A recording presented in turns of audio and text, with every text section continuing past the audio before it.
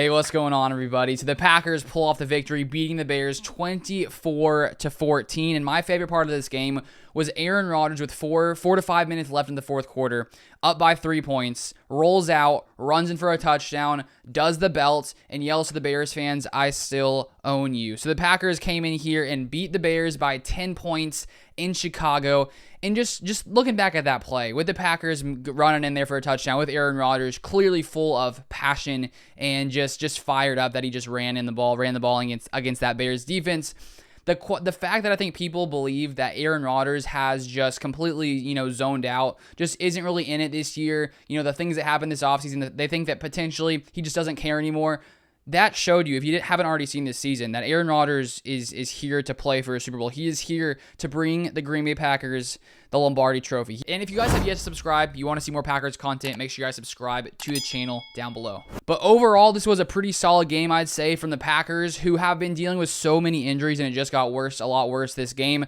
We lost Darnell Savage to concussion in this game. We lost Preston Smith during this game. We also lost Josh Myers, who was coming back to play in this game on the offensive line. So the Packers have consistently lost players, and we're still able to, get the job done. So to start off this game, I was a little bit concerned, not going to lie. Maybe you guys were as well. The Packers, their first two series, it ends with a sack. Aaron Rodgers gets sacked, and this offensive line was really struggling against this Bears defensive front. Elgton Jenkins even got beat on this one by Robert Quinn. One of those first series of the game gets beat on the outside by Robert Quinn. Robert Quinn comes in and sacks Aaron Rodgers. This was Elgton Jenkins' first game in 3 or 4 games. He was healthy for the first time in a while today, but he got beaten earlier in that game, and I was a little concerned, thinking, okay, is this Packers line not going to be able to hold up against this Bears defensive front? But after that point, the Packers were able to get some drives going. They were able to get the ball moving. And one thing about this game that I liked, I saw some progression from this Packers team, was in the red zone. The Packers were really good today. The Packers were 3-4 today in the red zone. And if you guys have seen so far this season, the Packers have not been the best in the red zone. So far this year, they've been 27th in the NFL before this game, only getting the ball in 55% of the time. But today, being able to convert 3 of 4 red zone attempts clearly is, one of the big difference makers in this game, putting up 24 points. And if we take a look at Aaron Rodgers' stats in this one, 17 for 23, 195 yards, 2 touchdowns. He was sacked 3 times. The line did struggle, I'd say, at times, with a 128 rating. So Aaron Rodgers honestly didn't have to do too much, only had to put up 195 yards against this team. I'd say the running game was a big thing that kept this Packers offense alive this game. As you can see here, 13 carries for Aaron Jones, 76 yards, 5.8 yards per carry. A.J. Dillon, 11 carries, 59 yards, averaging 5.4 yards per carry. So both A.J. Dillon as well as Aaron Jones averaging over 5 yards per carry against a very, very solid Bears defensive front. Earlier in the game, as I was saying, the Packers were struggling on offense on the first couple series. They couldn't get the ball moving, but as time went by, they were able to get some bigger runs. A.J. Dillon had a beautiful, I think it was like 36-yard run at one point. Just a beautiful juke, breaks some guys' ankles, just keeps moving, and the Packers were able to get the ball moving. If we take a look at the Packers when they did get to the red zone, as they have been struggling so far this season, the first play we scored on was, I think we're on the 1-yard line. It's like an empty formation. Aaron Jones motions back to the backfield, comes across, fake handoff to Aaron Jones, a little pitch to Allen Lazard, moves in for the touchdown. And one thing that Matt LaFleur had been talking about is he needed to be more creative in the red zone and think of some different kind of playmaking, some different kind of plays to call in the red zone. And the Packers, were able to convert. Beautiful play there, called by Matt LaFleur in this offense. And then later, Aaron Rodgers just throws a little check down to Aaron Jones. He sneaks out, runs in for the touchdown. And then, of course, the final red zone touchdown, I'm pretty sure it was a play action pass, rolls out, runs in, does the belt.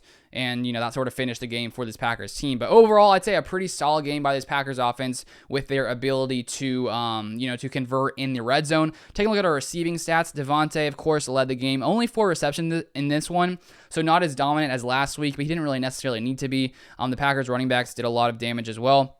4 receptions, 89 yards. No touchdowns for Davante. Aaron Jones, 4 receptions, 34 yards. Lazard actually had a few solid catches this game, and he has been pretty silent this year. 3 catches, 27 yards. Mercedes Lewis, 2 catches, 17 yards. So the Packers sort of, their receptions were definitely a little bit more spread out today than they usually were. And the thing is with Aaron Rodgers and Davante Adams, it's like when the moment is sort of important and they got to get something done, they just connect with each other. Davante Adams, with just being such a great route runner, he's just a beast. Aaron Rodgers and Davante Adams' connection is like no other.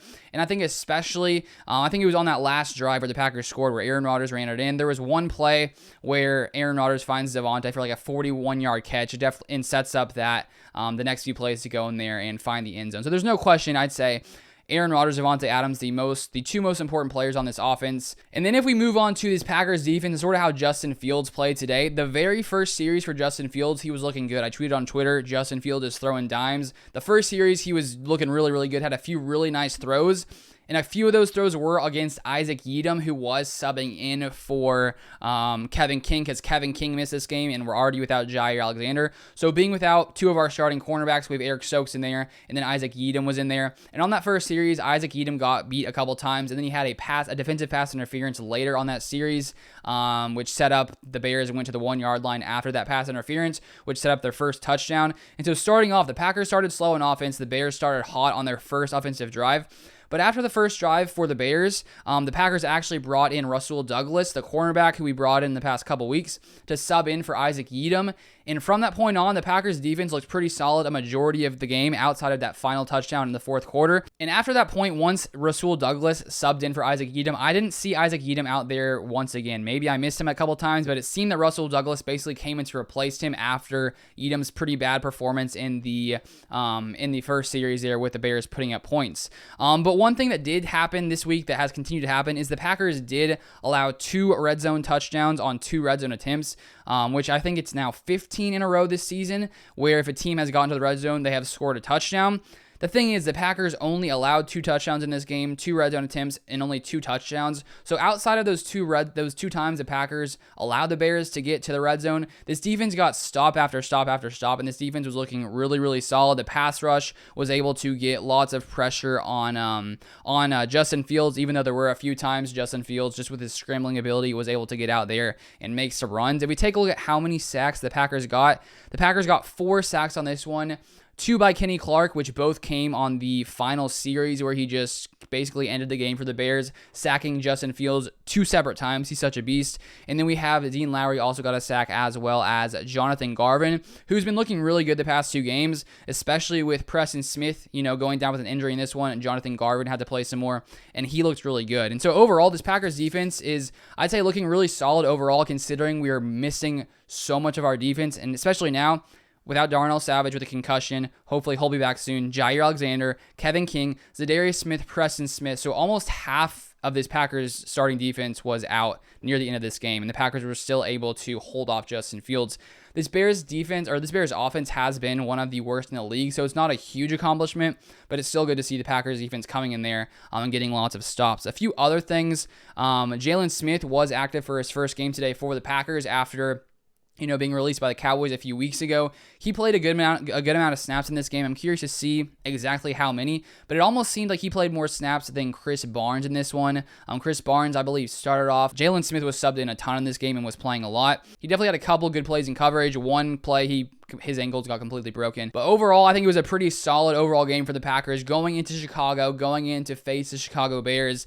This Packers offense able to get the job done in the red zone. This Packers defense played really good a majority of the game. Even though this Packers team has been dealing with so many injuries, they've been able to consistently get wins, now sitting at 5-1 at the top of the NFC North. But that's going to be it for this video. Thank you guys for watching. As always, drop a like if you guys enjoyed it. Subscribe if you guys want to see more Packers content, and I'll see you guys on the next video.